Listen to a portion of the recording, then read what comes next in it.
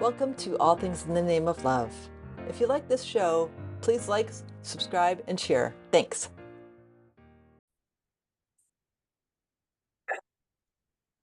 Welcome to another episode of All Things in the Name of Love. And today I have with me Rosalia Quintana. I hope did I say it right? That's good. No worries. Rosalie Quintana, who's a nurse practitioner, spiritual leader, author, speaker, and breathwork facilitator. She specializes in quantum academy, psycho-spiritual therapy, which I love, trauma and addiction transformation, spiritual awakening integration, and the subconscious mind through her method, the Zebra Guided Self-Healing Alchemy and Transformation Method. And I am very excited to hear more about that. So thank you, sister, for showing up. Before we even have this conversation, I just want to thank you so much for all the work you do in the world. Thank you so much. And thank you for what you do. Just before getting on, you were briefly describing slightly. I'm sure you impact the world and also through this podcast because I always think we do nothing with taking what basically all I'm doing is just sharing what has worked for me, maybe some of my own remembrance through my own spiritual journey, my hero's journey, and whatever I'm uncovering as I go along and trying to share this, whether it's on podcast, poetry, art, books, like any which way I can to just kind of like allow that information to be out in the world. Mm-hmm. I completely understand that. And the whole purpose of this podcast is for me to talk to people about their spiritual journeys to help others on theirs. So this is just divinely orchestrated. So I want to ask you a little bit about your spiritual journey because you have so many beautiful gifts that come through you. And I'm sure, I mean, you started out as a nurse practitioner, so you're already an empath. So how did that unfold for you? Yeah, so I'm actually originally from Cuba, born and raised. I currently reside in Miami, Florida. I've been here since the year 2000. Pretty much I was on with my regular life, just very focused on healthcare, not worrying much about anything. Very focused on, I guess, getting to the top of my career, top of my salary, um, top of whatever I could do and in the path that I was currently in. 2018 got here and I achieved everything. The big house, I had a condo, big condo in a really well area, the kids, the partner, all of it. And I went, I found myself hitting against a brick wall. Mm. Um, because it was just very empty, although I had all those blessings. It's very interesting. How this works, and I don't want to put like material stuff as bad, absolutely not, but sometimes it's our perception or how we navigate those blessings, right, how we see it. Um and despite having all of that, I went into a very, very deep depression to the point where I was suicidal. I got divorced, and I had to sell the business I had a medical spa at that time. I had to sell it, and just went through a lot of personal and mental turmoil, very close with addiction, mental health, all of these things. I'm like, basically I have two options here, or at least sometimes you get so narrowed that you can't see all the infinite possibilities when you're in that state of mind. So I was like, okay, so either I give up pretty much or I find a solution. And then I remember surrendering to God, very angry at God, but also at the same time, I found in my heart where I had to surrender. I said, okay, well, I don't know the answer. Um, Please help me. I am at the point of basically no return. Like I have nothing to lose because I don't have any motivation to get out of bed. I couldn't find it. Because I couldn't find purpose in my life. I said, so all there is to like do this. I already achieved this. Like there's it didn't make sense to me at that time. Mhm. So my soul was kind of like already boiling into that dark night of the soul. So but I didn't have that understanding at that point. So I reached out to in the medical spa, I had a patient that told me, you should see my therapist. Well, no, well, initially I saw her. She said, "Oh, you have no solution." let me send you off to someone else. So I said, okay, great. So I went off to somebody else. And it was beautiful. I mean, I started down energy work, Akashic records. I did everything you can imagine, numerology, tarot, all of that rabbit hole. Like I just like spiraled down. I said, well, at least it's something different than what I am aware of or what I Right. normally. So that was a beautiful unfolding journey just because as I learned, I healed. And as I learned, I understood myself more, understood consciousness a little bit better, my relationship to trauma, my relationship to people, my relationship to my ex-wife, which we got back together after both separately doing our own inner work and coming to a different understanding. Like, oh, I see. Okay, so I was projecting a lot of my stuff, you know, had nothing to do with her in the first place. So, Right. like, all of these just literally, it was shifting the perception because Yeah. nothing else changed. I changed. Mhm. And I decided to take responsibility. I think that was the tipping of the scale, whether Mhm. we kind of like stay in victimhood. And I speak very closely, like being there. I'm not judging that part. It's a very realistic part of the journey. Like it's real. Um, but I also understand now that I had to go through all of that to do the kind of work that I do now because I lived it. So nobody can come and tell me, "Oh no, you can't." I've been there, done that. I know how dark it is. I know what you're going through, like literally. Mhm. So that allows me to kind of see and guide them a little bit better and literally not be scared really by a lot of the cases that come forward that work with me. Mhm. Just because I've been on that side as well. Mhm. So I did a lot of work with plant medicine for a while. I I tried everything I could. Honestly, I was just on a hunt to look for God outside of myself, essentially. And Having me so relate.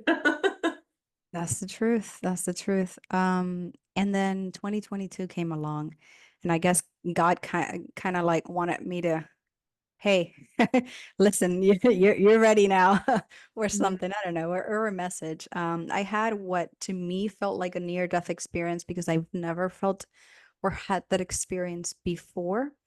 Mhm. Is it okay if I dabble in my book? There's all the details if Yeah. anybody wants to. It's on my second book, Becoming Your Own Quantum Alchemist Master.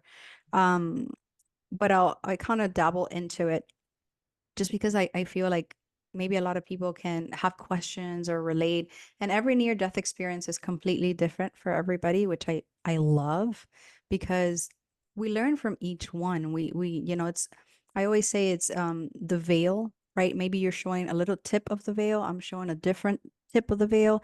But if we Mhm. start putting all the pieces together, maybe we can learn more about the quantum field, about consciousness, about our nature, our continuity and our eternity, and just this spirit human journey that we're on, right? So, to me, I always try to emphasize that it doesn't matter what God is to you, what name, what label, what gender, I don't care. Is what qualities are, how are we embodying the qualities of God? Like, right? Are you helping another human being? Are you trying your best? Are you like not judging others? Because we're not in their shoes, right? We don't know what they went through. And what they've had to do, what they had to form to survive, right? Whether it's in their psyche, in their personality, the archetypes, or whatever they've had to form. So just and it's hard because it's like a pendulum, right? You try the best you can, and sometimes you go the other way, but it's trying to come back to center, to that 0 point, to love. That's really what I feel it is. It's not complex at all. I feel like we maybe make it more complex than it is. Definitely do. So in my near death, after being apart from my ex-wife for a long time, we decided to come together and go spend her birthday in California as friends. We went hiking. We love hiking. Like I am obsessed. Like I wanna to me, I always say that like that's part of my soul pilgrimage. Like I just wanna like do hiking all over the world and just kind of like remember, go back to my higher self and my soul and just closer to God with every hike that I do. I love that. Um, Go ahead. No, I just love that and I relate with it because I too am a hiker, so I get it. Yeah, I don't know. I guess Mother Nature called to me and said, "All right, now it's time to to reconnect." So yeah, we went and I remember, which is very particular, and I usually share that is to me it was the darkest night I have ever seen yet for some reason, and the stars were very particular. And then I remember telling Eileen, you know, this looks different. She said, "Oh, it's because we're in the mountains or whatever, and of course it's gonna look different." I said, "Yeah, you know, you're right." Because in Miami, we don't really have Right. that kind of sky. Um, Whatever. We went to sleep, and all of a sudden, I do remember feeling like very extreme temperature changes in the body, like extremely cold, but a cold that I can't even describe, like to my bones, and then extreme sweat. I remember that feeling, and then all of a sudden I was just outside of my body, like looking into all of my surroundings, where I was, and I was extremely confused by it. I was like,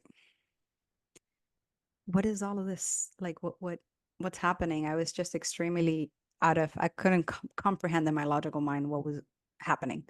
And I Right. remember there was a point where I said, "Oh my God," I thought about it. Um, did I die? The moment I had that thought, it was like a vacuum, like pulled me. I couldn't even like, I don't know, I couldn't even get out of it. It pulled me in, and I was in this like black void for a while. I was there for a while. And in this black void, and that's the only way I can kind of describe it, is words are very difficult to describe those things.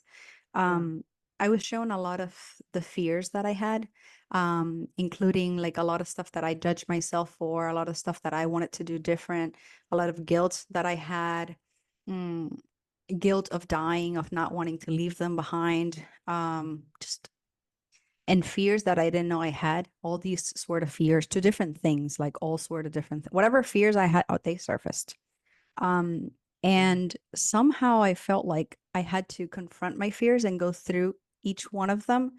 And every Okay. time I confronted them, it almost felt like I was dying over and over and over in different circumstances, which is very weird. I guess is the only way I could describe it.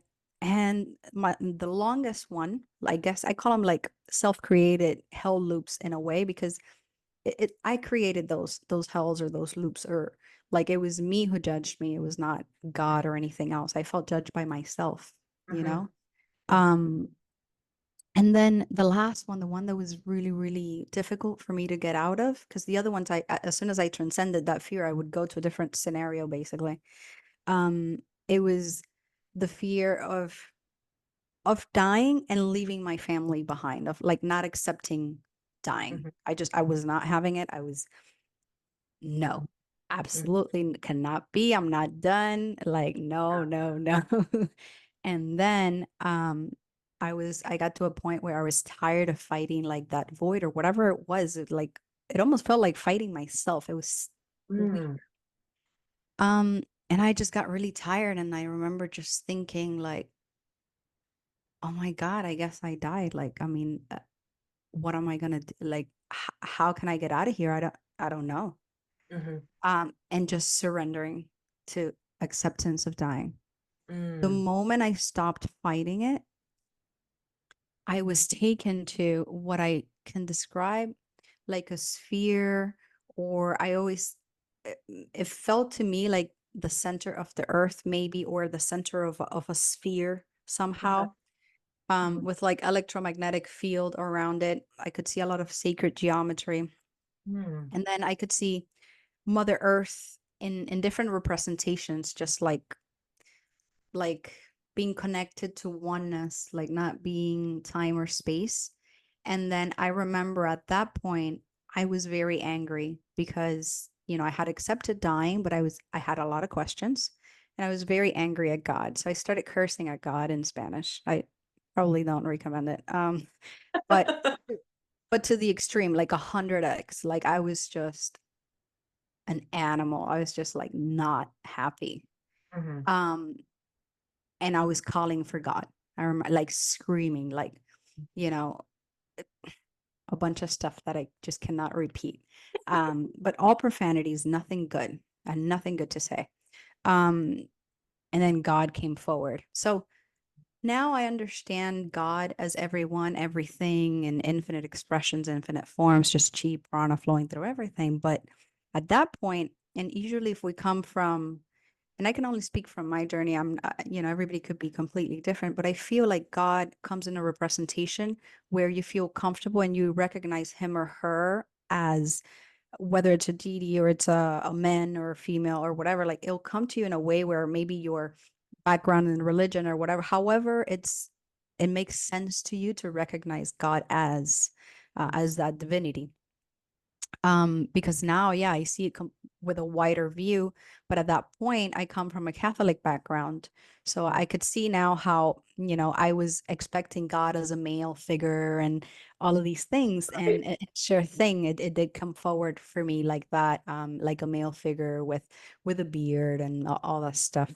But luckily, I've been able to now feel and know God everywhere, all around me, in the air and the water and the sea and the nature and my dog, and my kids smile. So came forward and put his hand on my shoulder. And I remember being extremely angry. The moment he placed his hand on my shoulder, all my answers, my questions were answered, like about poverty, about suffering, about just all of the questions I had. Like, and I thought I had really good questions. Like here, I thought like, oh, like all of these questions that are so stupid now. Like but at that point, they were important to me. Um, and I just remember that there's a lot I couldn't bring back, except for the fact to trust that it's all unfolding for our highest good, even though there's no science to prove it, or Right. it's really difficult. It's just that faith in that the chaos is organized by something higher. And it does make sense. It's all in perfect alignment for the evolution of our soul, and our higher self also does not see our incarnation the same way we see it. Sees it as a rich experience. It doesn't see it as the suffering maybe that we, or the with the eyes that we see it. Um, and then I was able. He showed me a lot of like past lives, Mm. parallel lives, different timelines. Like I've been from every continent, from every race, male, female. Like there's no Mhm. separation. Right. It's just, and it was all very fast. Like if I had like a hologram in front of me, and Mhm. it was just changing very quickly, Oh, like wow. that. But I could differentiate the lifetime, the that it was me, the kind of like the lesson, all of these things. It was very different. Um, Another thing is I was shown a life review, but my life review was before incarnating. So I could see like I saw my family's my dad's side, all of us sitting down in kind of like what seemed like a circle, kind of like discussing certain things, our family blueprint or something that we were going to learn as a family. And my Okay. relationship with my dad has been a whole work, it still is a whole work in progress. So Mhm. I was very thankful to see that, because I was like, so there's okay. So you're my teacher as well. So okay, so we're all learning here. I get it. And I had a big healing from that, a lot of understanding, like from my grandpa and my dad, and how we're working together, as a soul family. That was very, very good for me to see. Another thing I was able to see, that I chose my parents, my place of birth, like a lot of pre-incarnation choices, which I had a lot of questions in regards to free will and how much we do play a role or not in it. And just a lot of things, that I was able to just being able to see. And I remember something important was, um, to help, because I was not very fond of people in regards to, like, yeah, I was in healthcare. I would help you, but not to the depth that I do now. Like Mhm. I have a conversation, and I still supervise 6 clinics in healthcare. So my one-to-one with my patients are completely different now. They're like Mhm. like literally, it's like therapy. Like we just talk about whatever they're going through, and it has so much depth and so much beauty. And I could see how God is using the patient to teach me, and using me to teach them. It's just a mirror. Like it's It's Mm. a two-way street. It's so beautiful. Like I see the dance. I see why I'm still there, why God has me there, Yeah. with the purpose. And before I couldn't put a purpose to it. I couldn't, I had lost that, Mm. yeah, that vision of the why, of the big why behind just the material stuff. Mhm. Um, so it's just kind of like that remembrance to help one another, and that we are co-creators with Source. We are doing it together with Source. Um, so yeah, just my life from that moment. I woke up that morning, and at that time my ex-wife and I were not together. I kind of told her what happened. She is a very understanding human being, beautiful soul, and she has a lot of grounding energy, which I am very, very grateful, because she has helped me to integrate all of this stuff, and I'm still integrating it today. I'm not even comprehending how this plan is unfolding for me. I'm just like, oh, okay. So I'm still trying to like baby steps, right? And I fall and I get up, and just because I had this experience doesn't exempt me from any human experience or emotion. People Right. think like you have these things and then you're like set or something. Um, it's not my case, at least. I'm just still in integration, still in learning, taking life a lot slower, um, tapping a lot more into joy, into creativity. I loved writing poetry and painting, and just I'm enjoying life. I'm enjoying the journey and not the destination, if it makes any sense. I'm not Oh. in a rush. I lost that carrot has disappeared. I have nothing, I have nothing to chase after. Mhm. Like now I'm looking to create friendships and connections, and I don't care what I get out of it or if I don't get anything out of it, because it's a healing, and this is already happening as a perfectly as it has to happen. Like it doesn't matter. And trusting, I don't know, I can't even like really put it into words. I don't know if that helps. Well, no, it does, because I understand that balance of the left and the right brain, because I'm a former historian and I used to quantify things all the time. I mean, I was a great researcher. And to dive into consciousness is a thing, right? You know it innately, but the left brain wants to quantify it somehow. And so what I've done is I've like, go play in quantum physics, go play with frequencies, go play in that, and that way you can understand it, what I already know. And it seems to be a good balance for me, because there is that constant like, but I want to see the proof, and it's like, but I already know the proof. So this is I understand that balance very well. Yeah. And it's just it's a dance, because we know we're divine. All of us are. And we've forgotten. And there's so many layers that I want to pull out from what you've said. Um, the first one I want to address is that awareness that in a relationship, because I've dealt with this with my mom. I had a rather bumpy relationship with my mom, and I started healing, and the relationship got better. She didn't do anything. It was me showing up for myself differently, and how that ripple effect happens on two layers. A, I'm not triggered the same way, and then B, she's getting the healing through my work on myself. I want to And say two things to that, if that's okay. yeah, please do. Yeah. One thing is, I believe from my limited perception right now, and that may change, but from where I stand today, I believe that as a family, we have a soul blueprint, not only from our own soul blueprint, I mean, as a family blueprint. And whatever one of us transcends helps the rest of the family. And the other point I want to make to what you just said is you doing the healing. So I just want to point out I'm pulling up my Audible app here. I'm halfway through a book that has changed my life. Mm, And I want to share that, if that's okay. Can I? please. Yeah. Okay. It's called Zero Limits, by Joe Vitale.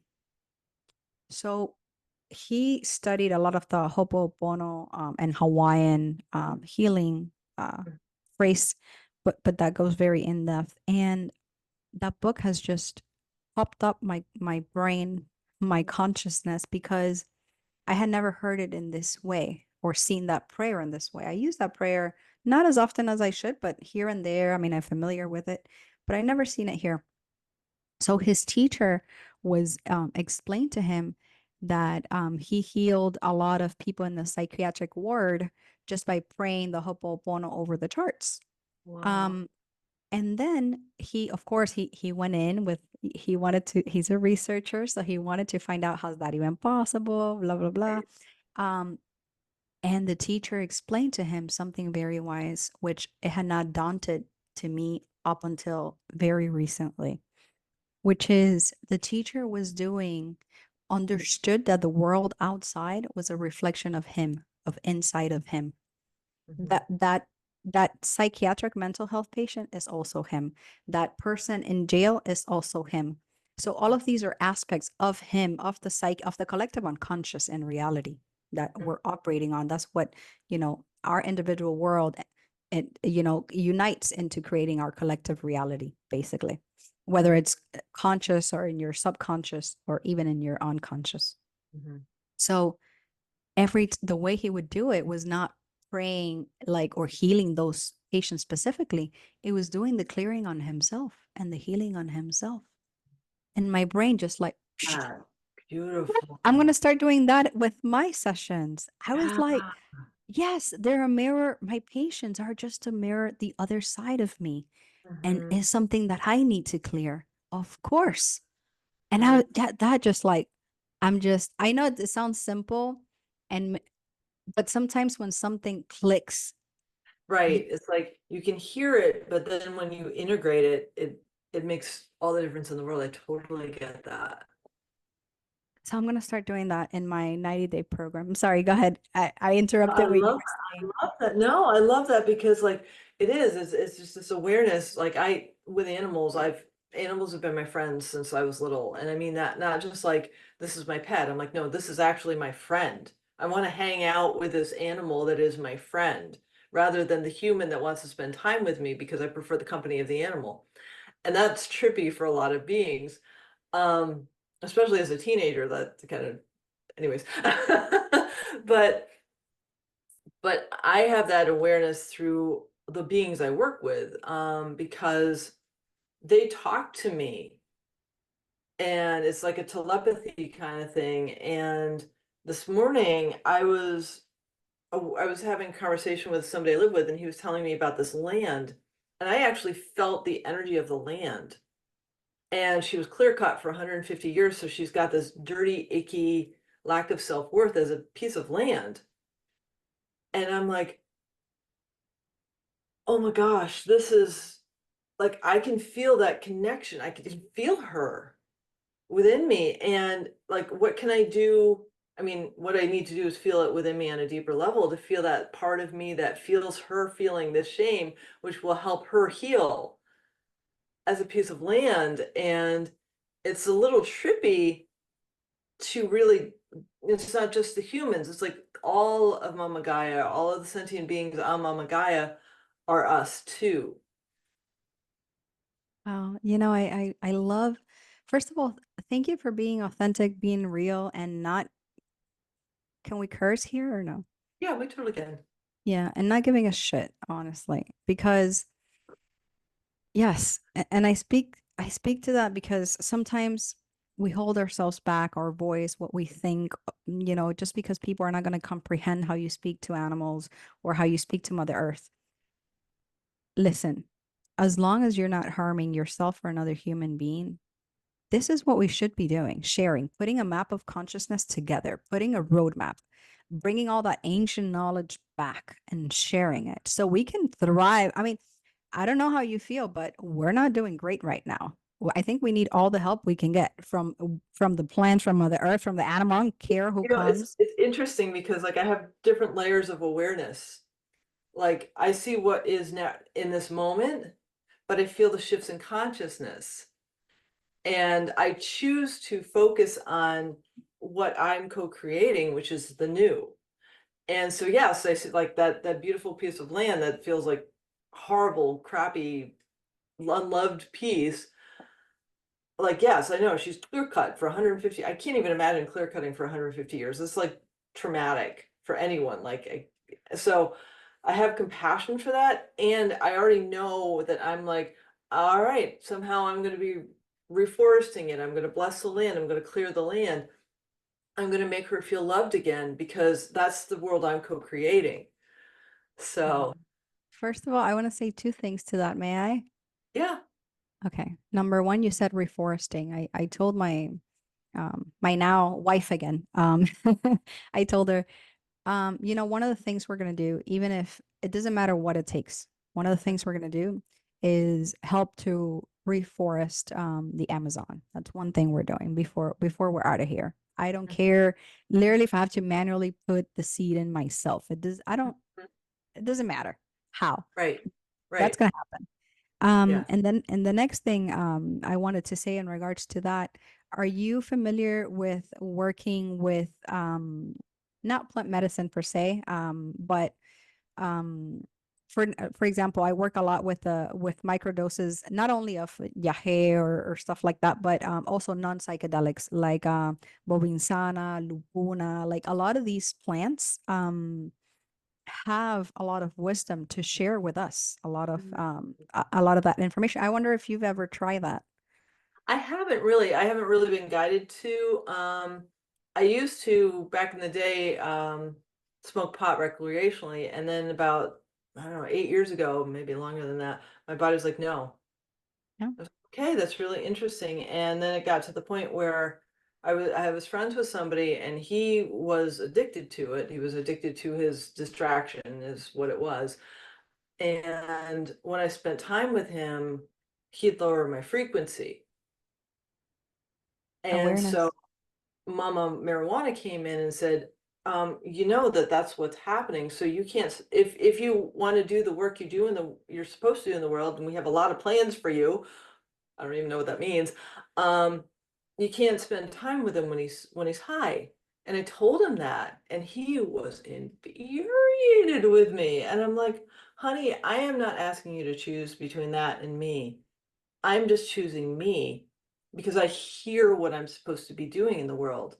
Yeah. And so I'm not opposed to it. I just haven't been called to do any yet. Okay. So we can have a discussion later about that because I don't know many of them.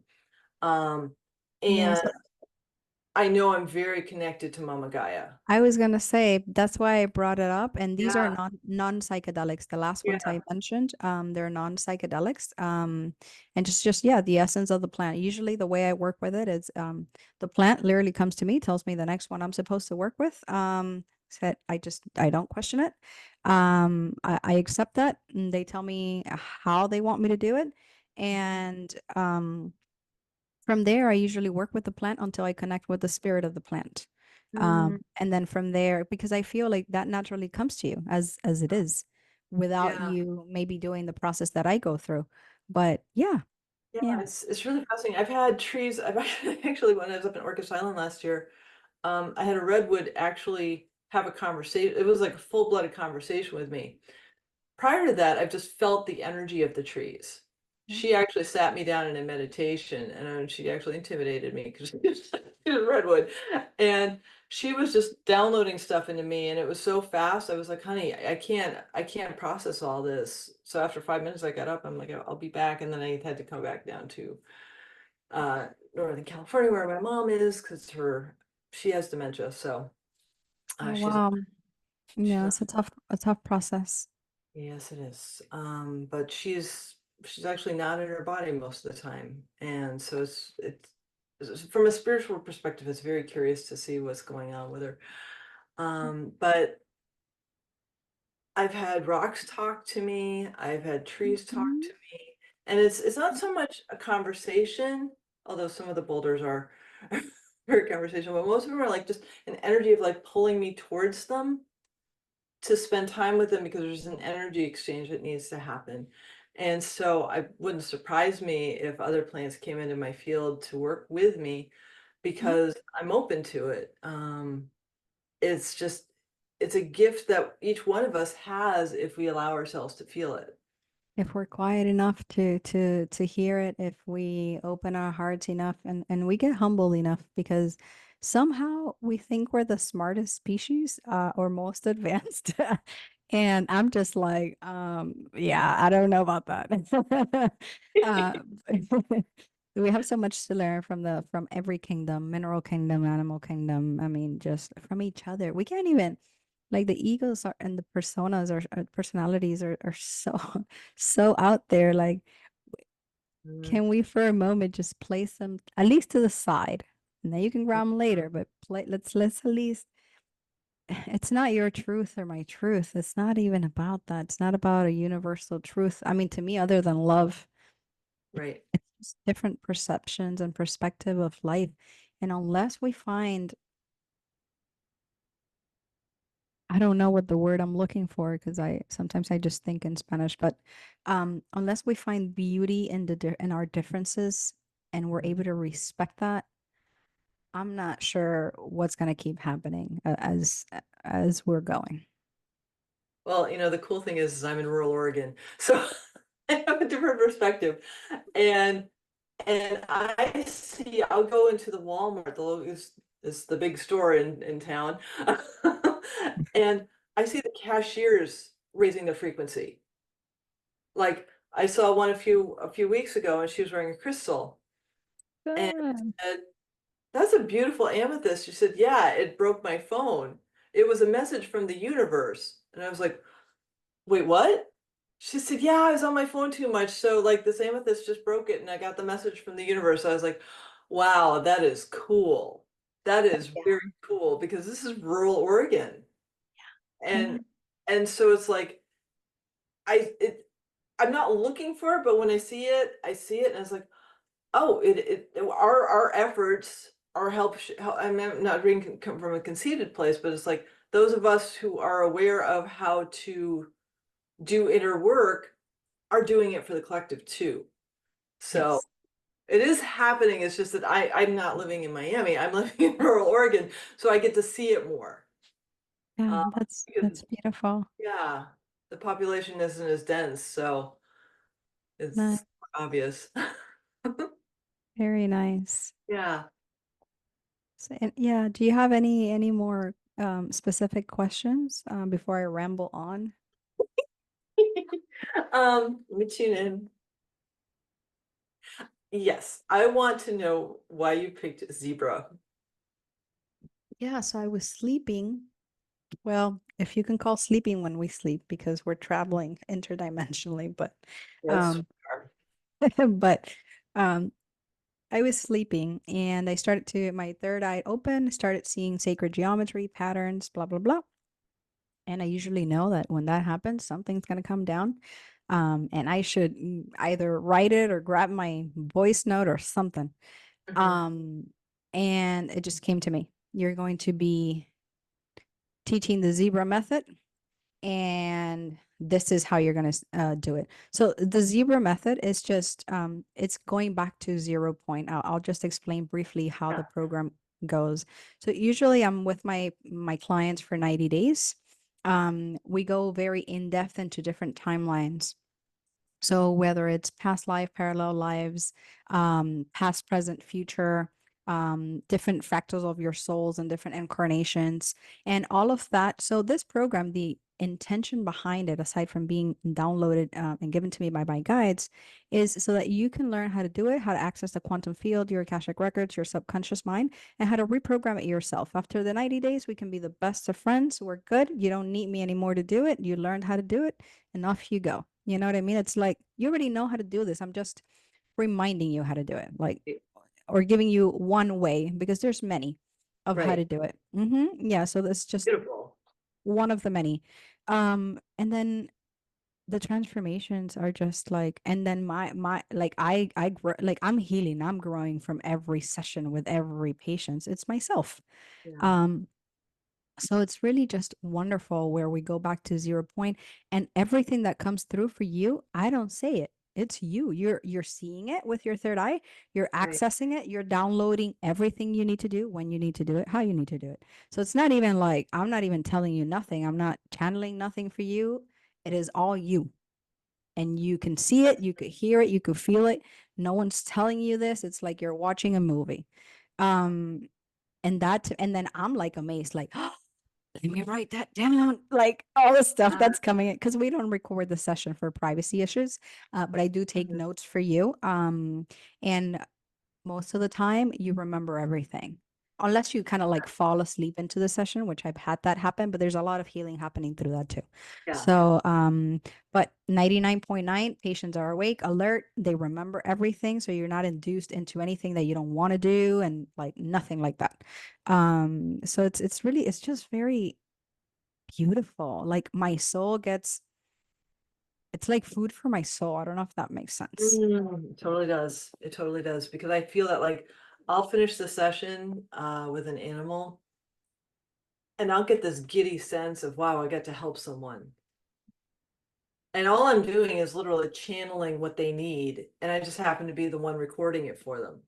But they're the ones talking to me and asking me to do whatever they need me to do. And so it's like, cool. I'm literally the conduit for this healing because I'm open to it. And I feel the shifts. And I worked with a sheep in England a few weeks ago, and we got done with the session, and she came in, like, we're done. She came into my heart and she thanked me. And it was like the most gentle love I have felt from another being in the 3D. That is so beautiful. And I was like, okay, this is why I do what I do.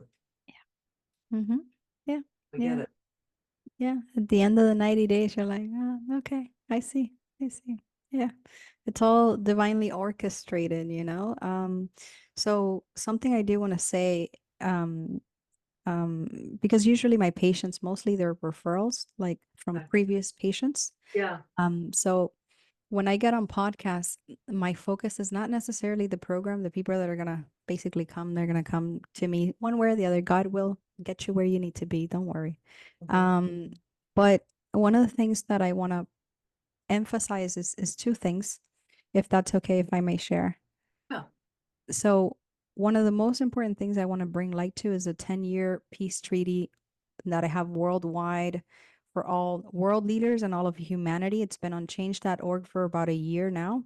Um, and if it's okay, if you maybe are able to include it in the show notes for if people that want to sure, sign the petition, sure.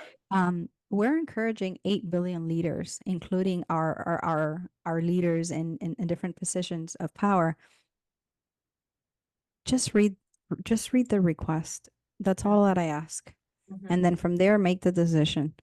mhm, We really need people, including myself, we're all so much more powerful than we think we are, mhm. or that we have been led to believe. United, we can do anything. We can change our reality. I promise you. Yeah. If we only just try, if we're only just open to it, if we're Mhm, only open to negotiation and to finding other avenues, aside from what we currently have, it is possible. mhm. Okay. Um, that's one thing. And I'm working on getting that to Tallahassee and then over to Washington.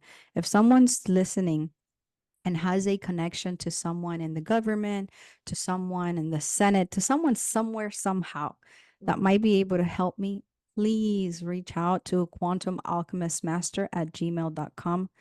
Please, I beg you. I'm trying to get this off the ground, bring light to it, which is why I'm getting on as many podcasts as I can, to bring light to this. That's the most important thing to me right now. Mm, And the second most important thing to me is I have a free program. It's a transformation program that I want to put it out into all the prisons and all the mental health facilities and all the rehab 12-step clinics. I mhm, am in the works of working with someone from New York, who has a lot of contacts in federal prisons, who's helping me because was in prison, and he taught a lot of prisoners how to meditate. So oh, you know, he has a lot of good contacts. So I do have that. I have another good contact that came through one of my clients. Her son owns 150 12-step program houses or places. So it's together that we can do this. I cannot do this alone. Okay. Mhm. It all starts with a change within ourselves. A Mhm. lot of this program that I'm giving, it has inner child transformation, subconscious mind reprogramming, you name it. It's that program. If you are open enough, if you're ready and you're open, it could change your life. Okay. So if somebody knows of a way to or contact to reach out to prisons, mental health facilities, rehab centers, 12-step programs, things or places where these kind of things or tools are not easily accessible, please write to me, quantumalchemistmaster@gmail.com. Let's talk, or if you can put me in contact with someone you know, so we can get this stuff out there. Um, as a humanity, we need it. Do it for yourself. Do it Mhm. for yourself. Do it for each one of us. Yeah. That's really like my big two things. Thank you for allowing me to share that here. Thank you for bringing them into the world. Yeah, we're just the antenna or the conductor Mhm. of of these divine requests. I'm just trying the best I can, and I also understand that alone, there's very few things I could do alone. But together Yeah. is the way out. Is and there's no way around it. It is in and through, and I mean that in every aspect, whether it's our psyche, whether it's our emotions, whether like the time to run and the time to hide and the time to run away from our shadow or our inner child wounds or our traumas or projections or whatever, that's long gone. Yeah. Life will throw you challenges until you hear the memo. So the time is here, the time is right now. Mm, I agree. I would love a day where I'm not doing inner work, but Good luck with that. it's like I'll get a half a day, I'll get a couple hours, it's all good. It's like, okay, now you get to go in. I'm like, all right, fine, I'll do it. So I mean it's beautiful because when I see something, like last week I came up with this one thing where I had a combination scarcity and hoarding in my field. Not me. It wasn't me. It was an ancestral wound, but it showed up in two dreams, and I was like, "Oh my gosh, this is wild that it's just in my field." I mean, it is me because it's my family, but I don't have any of the signs of it. You know what I mean? So it was really interesting to see that it's just a part of me that needs to be seen and felt and heard and loved into wholeness. So I'm not carrying it in any aspect of the me for the family. Thank you so much for bringing this up. And just to second that, I want to share a brief story, if Yeah. that's okay. Yeah, yeah. I was dealing with an abandonment wound on my dad's side for a long time, and probably still am. You know, there's a lot in the subconscious mind going on that it's still not in our consciousness. But to my best of my ability, I've been working on that. But I felt this wound went a lot deeper than just that, because even if he wasn't there, I did feel a lot of love and support. I did have a different father figure. Like I don't know. It didn't seem like it was to that extent. Like I didn't feel like it, but it felt, I guess in my field or energetically or somewhere, it just felt deeper than just that. Mhm. Um, because it's not like I never knew my dad or it wasn't as, I don't know, it wasn't that traumatic, or maybe it was, who knows? Yeah. Um, but I went into, I have a friend of mine, she studied with Dolores Cannon. Uh, Yeah. Mhm. Yeah. So she does a lot of those kind of therapies, and I went in for therapy, and I said, Gladys, you know, I've been dealing with this, and I just kind of want to see where it goes with the hypnosis. Mhm. And we did the session, and it went back to my great grandmother. She was left in a convent, abandoned by both father and mother. Wow. And I could see everything just perfectly clear. All the details, the dress she was wearing, all of it. Wow. So she was left there in that comment. So imagine that wound, right? So that's where that was coming from. And then eventually she stayed there. She grew up there and she stayed and she started. So it was a nun convent. And then she started there taking care of other children after she was grown. So she stayed. She never left, taking care Wow. of other children who didn't have parents as well. And then I was able to have a conversation with her, hug her, and just transmute all of these things and just forgive and let go of that wound and Mhm. transform all of that. And it was a major change. Like it was just kind of like if I had a weight, I was carrying it in my shoulders, and all of a sudden I was like, ah, okay, that feels a lot better now. That is beautiful. So yes, I do relate with that you're saying. Yeah, it's so fascinating how they come up with like, because I know I've done so much healing of myself, and so now the fact that I've done enough of my, I'm not saying I'm done, but enough of my healing that now I can feel the ancestral stuff come in, and the way it came in the dreams was like, oh no, these are messages. Like it was impossible for me not to see them as messages. I'm like, okay, where in my body am I holding this? As I do somatic work too. And I know I'm holding it somewhere, but I haven't been able to feel it yet. So but it's here and it's aware. It's like, okay, she's gonna look for us now. But it's a beautiful thing because like it doesn't matter how, I mean, my desire and my intention is to fully embody my Christ consciousness in this lifetime. Thank you. To that end, it means that I need to find all of the programs and the beliefs that keep me from remembering that. And Wow. my subconscious has known this for a long time. And so sometimes it just like, it clenches up and hides because it knows I'm quote unquote coming after it, but I'm coming after it with love, because that's what we're here for. Yeah. So my second book has been very controversial. Um, because there's a lot of stuff in there that I guess the masses mostly don't agree with or are not there yet, but that's not why I wrote it. I wrote it to be in alignment with myself, with my truth, with my perception, with understanding of part of like my mission here, what I'm here to share, the message. It doesn't matter if it's understood now or in the next 5,000 years or in the next Right, billion years. Who cares? right. Look at all the Vedas, the text, all these things. They've been shared from the beginning of time. The message is the same. Mhm. You know, whether you want to call it the golden rule, whether you gotta, however you want to call it, it's we're one, and love is the answer, basically. In one way or another, right? Don't do unto others as you don't want others to do unto you.